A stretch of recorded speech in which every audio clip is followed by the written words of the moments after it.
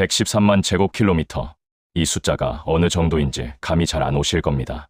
대한민국 면적이 약 10만 제곱킬로미터니까 지금 우리가 살고 있는 이 나라를 11개 복사해서 나란히 붙여야 겨우 채울 수 있는 크기입니다. 프랑스와 독일을 합친 것보다 넓습니다. 그 땅 이름이 만주입니다. 그런데 진짜 이야기는 면적이 아닙니다. 이 땅 밑에 석유가 묻혀 있습니다. 초기 매장량 기준 160억 배럴, 석탄이 723억 톤, 철광석이 수십억 톤, 원유 매장량만 따져도 중국 전체의 38%가 이 지역에 집중되어 있습니다. 2003년 기준으로 중국에서 생산되는 원유의 41%가 이 땅에서 나왔습니다. 한반도 바로 위에 사우디급 유전과 호주급 광산과 우크라이나급 곡창지대가 동시에 붙어 있었다는 이야기입니다. 그리고 이 땅은 한때 우리 역사의 무대였습니다. 고구려가 700년을 지배했고 발해가 200년을 이어받았습니다. 그렇다면 여기서 질문을 하나 드려보겠습니다. 만약 이 만주가 지금 이 순간 대한민국의 영토라면 한국은 GDP 세계 몇 위에 올라설 수 있을까요? 본격적으로 들어가시기 전에 구독과 좋아요 한번 눌러주시고 만주 땅으로 달려보겠습니다. 만주는 우리 영토라고 생각하시면 1번을, 아니라고 생각하시면 2번을 댓글에 남겨주세요. 만주는 정확히 어디를 말하는 겁니까? 만주라는 이름을 들으면 막연히 중국 동북 쪽 어딘가를 떠올리는 분이 많으실 겁니다. 조금 더 정확하게 짚어보겠습니다. 오늘날 중국의 동북 3성, 그러니까 야오닝성, 지린성, 헤이룽장성, 여기에 내몽골 자치구의 동부 지역, 이른바 동사맹까지 포함한 영역이 역사적으로 만주라 불리는 지역입니다. 이 가운데 동북 3성만 떼어놓고 봐도 면적이 약 79만 제곱킬로미터에 달하고 내몽골 동부까지 합치면 113만 제곱킬로미터를 넘깁니다.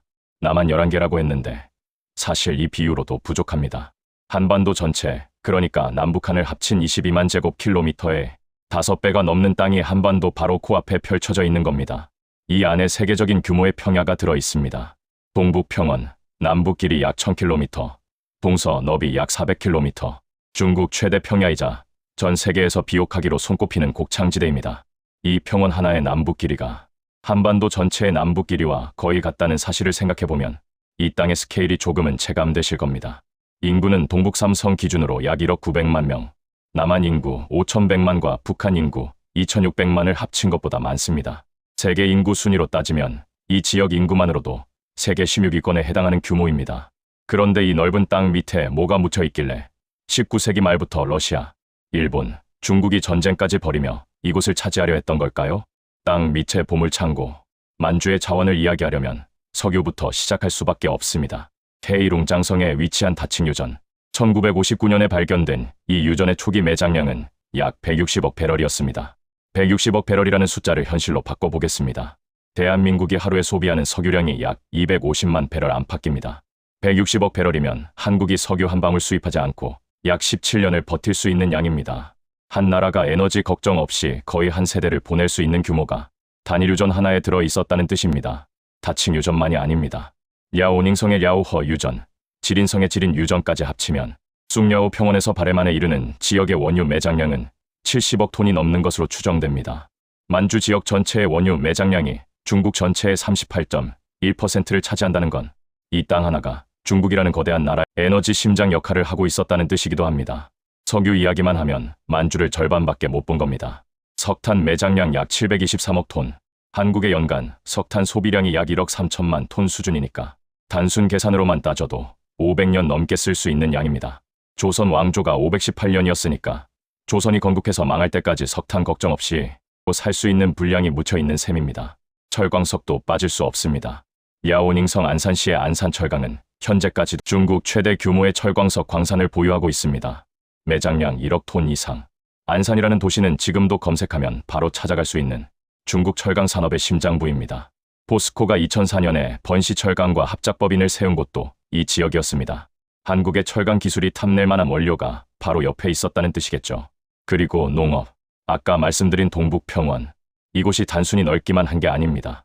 만주 지역의 경작 가능 면적은 중국 전체에서도 최상위권이고 헤이룽장성 하나만 놓고 봐도 중국 최대의 상품, 식량 생산지입니다. 쌀과 밀 그리고 옥수수와 콩, 특히 콩은 역사적으로 세계 최대의 상품, 콩 재배 지역이었고 생산량의 75에서 80%가 상품화되어 수출됐습니다.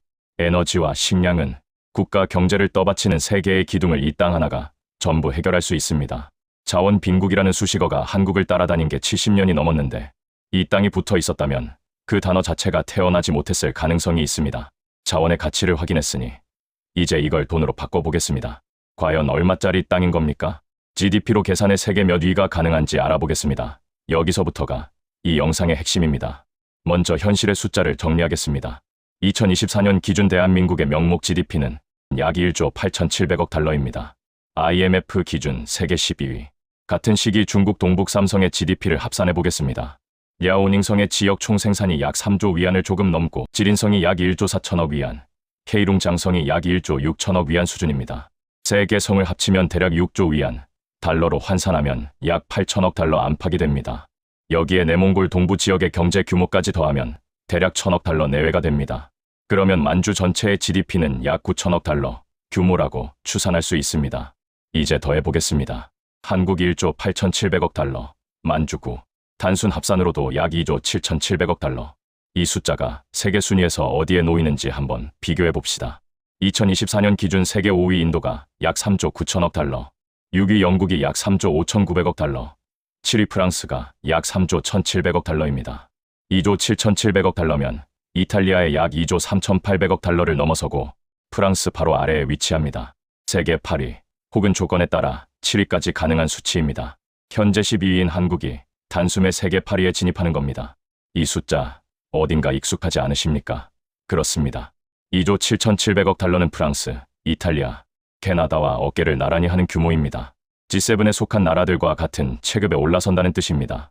지금 대한민국이 수십 년간 꿈꿔온 선진국 중에 선진국 지위가 영토 하나의 차이로 처음부터 주어져 있었을 수 있다는 겁니다. 좀 더 구체적으로 체감해 보겠습니다. 한국은 에너지의 약 94%를 수입에 의존합니다. 2023년 기준 에너지 수입액이 약 1,500억 달러를 넘었습니다.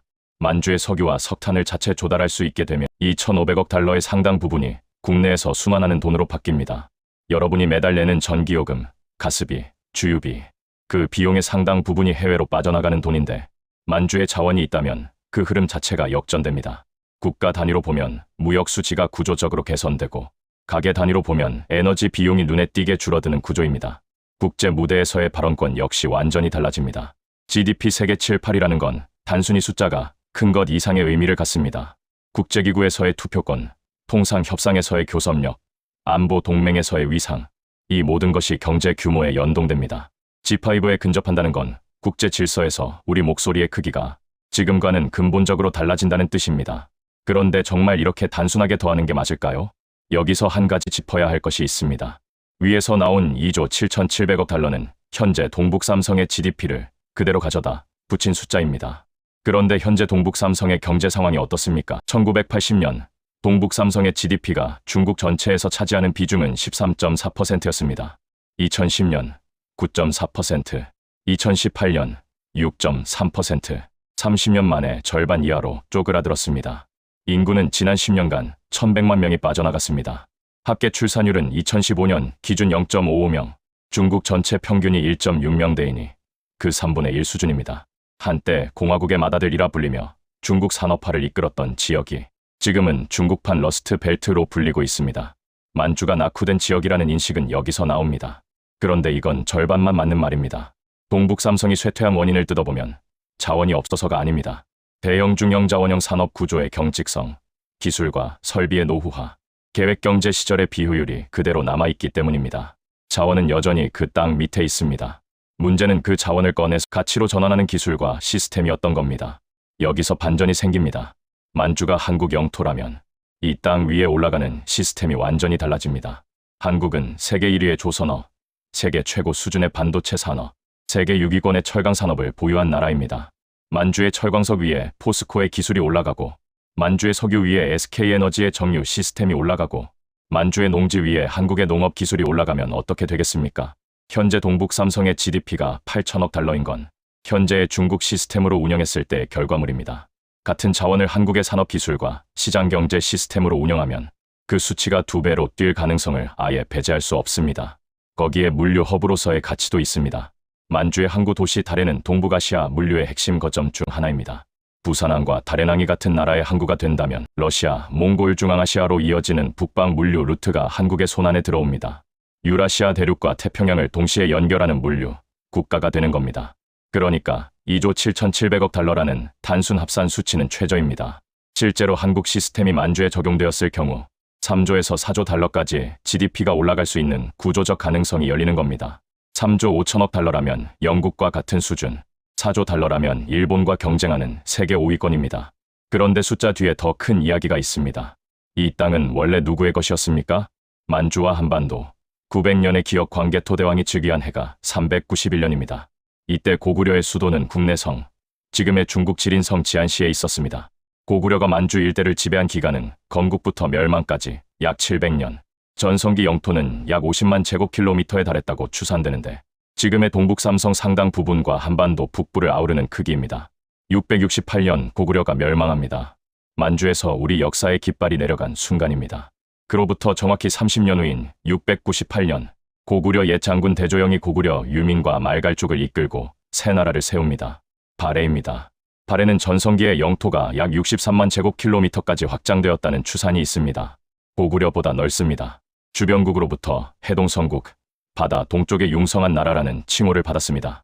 고구려 700년, 발해 약 230년, 합치면 약 900년입니다. 만주 대륙에서 한민족 계열의 국가가 900년을 지속했습니다.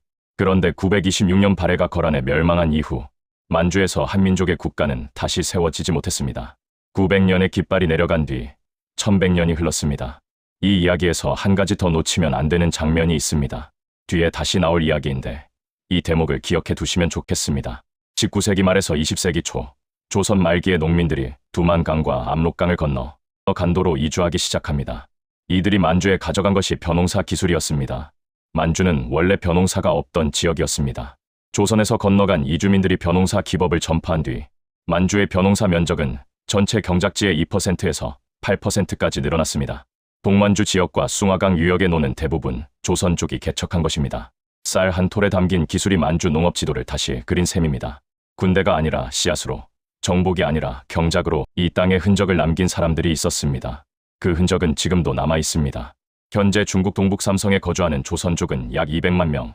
만주에 논 만주의 쌀, 만주의 조선족 마을. 수치가 아니라 풍경으로 남아있는 역사입니다.